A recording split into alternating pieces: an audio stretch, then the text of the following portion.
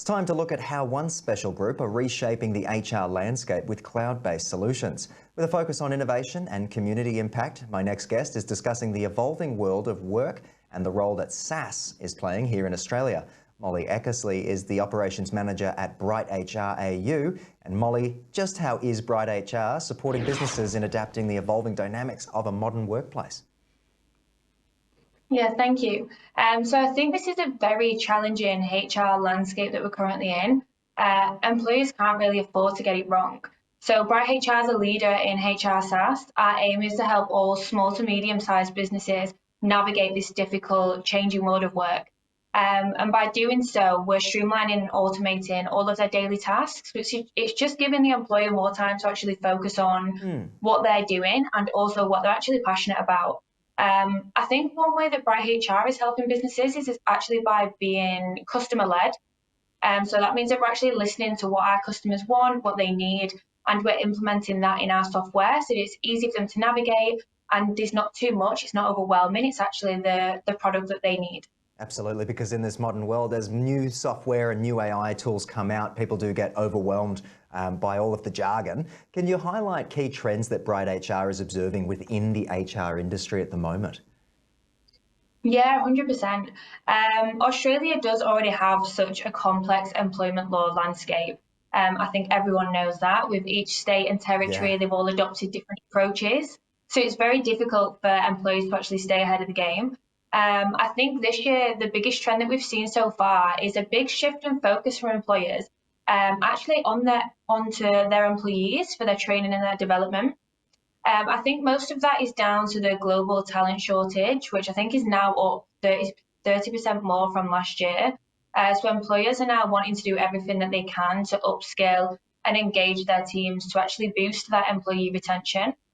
On top of the talent shortage, you've also got more things, with the rise of the cost of living, and also business overheads are on the rise. So they're kind of looking not necessarily at increasing all remuneration, but what other perks can you give to your staff to actually retain them and get them motivated to come to work every day? Yeah, absolutely. Yeah, we're definitely covering and keeping an eye on a lot of the skill shortages we're seeing. Talk to us a bit about how you and the team are leveraging technology to enhance and I guess innovate the suite of products and services you already offer. Yeah, sure. I think in 2023, it's almost impossible to talk about tech innovations without actually touching on AI. Yeah. We've recently launched Bright Lightning. This is our HR question and answer platform. There's nearly 10,000 questions in there, which is backed by a combination of AI learning and expertise of our HR advisors. So a combination of the two. We do have a lot to look forward to in 2024 with even more customer feedback and more on the unique challenges that they've faced and where we can provide additional support and what features we can roll out to give that additional support. Our development team, they work so hard consistently looking to update and improve our services. We're currently underway with so many new developments and new services to come out for all of our clients, including an end-to-end payroll solution, a performance management tool. We're also wanting to further enhance the ability to track sick leave for our Australian clients, so we can actually monitor it down to the minute. New employee recognition programs, just to link back to the previous point of the fact that, employees need to stay motivated in that retention tool. So yeah, there's a lot. Yeah, there is a lot. When you call it a suite, it certainly is. But Mollie, how does BrightHR actively contribute to the community in which it operates, or the communities, I should say, and I guess with your clients and industries as well?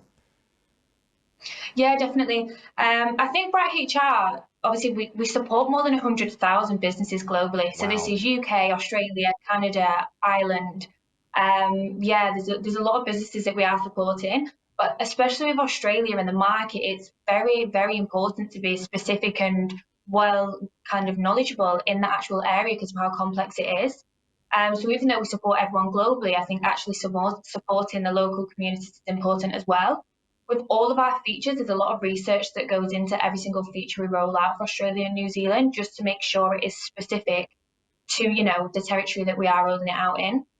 Our main goal really has always been to remove the barrier of access to high cost solutions, because typically it isn't accessible for SMEs.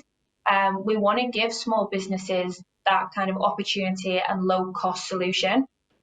Small businesses are the backbone of Australia, so if they don't have something there, they're not going to be able to grow like they want to. And so basically, we're just trying to give them a one-stop shop to streamline all of their operations with one solution, really, which is BrightHR. Yeah, so democratising this clever software. But what lies ahead for software as a service in Australia, do you think? And how does BrightHR envision its role in shaping that future, Mollie? Yeah, definitely. I think the good news is that Australia's SaaS market is set to grow by 25% each year over the next decade. So naturally, the expectation is that innovation and development are only going to pick up more pace than it already has. I think it's safe to say AI isn't going to go anywhere. So we're going to see more AI advancements with more insights into how we can use it successfully. I do think Australia is falling a little bit behind when it comes to AI tech and innovation. And I just think we do need to stay globally competitive.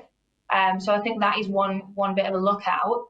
Obviously, a horizontal SaaS is there and it's got its kind of area in the market. I do think vertical SaaS is kind of increasing with more companies launching specialized tools for specific industries. And I think in Australia that's very important because you've got big construction companies, big healthcare industries, and they do need specific documentation, or they need specific features for their industry. So I think that will be a lookout.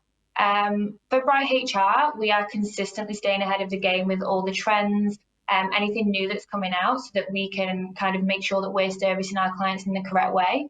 I think the takeaway for SaaS businesses, it's important to listen to your customers and do the right thing by them, which is essentially what we live by. Because essentially that's who you need to assist and that's whose business you need to help grow. And you need to make sure that there's a seamless and kind of easy way for them. Mollie, very well said. It's all the time I've got for you for the moment, but I want to thank you for joining us from BrightHR and highlighting a little bit more about what's going on in this space. Interesting times ahead, and it won't be slowing down, that's for sure. Thank you very much.